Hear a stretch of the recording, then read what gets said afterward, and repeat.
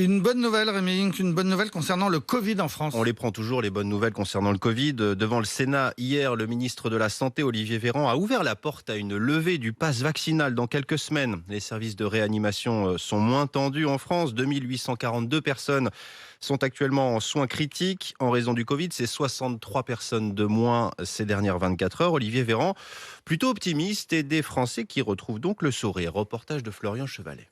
Pour Maggie, la fin du pass vaccinal symbolise... Le goût de la liberté, tout simplement.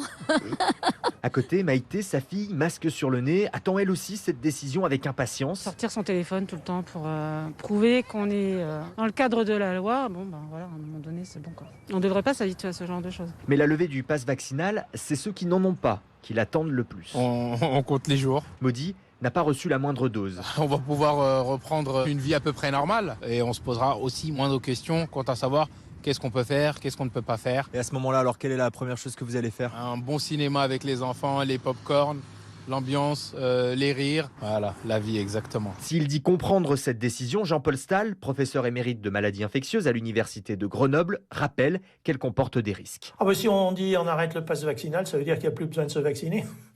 La traduction en pratique et dans la routine va être extrêmement simple, ce qui n'est pas un très bon message. Alors qu'il reste, selon lui, en France, une part encore trop importante de la population qui n'est pas encore vaccinée.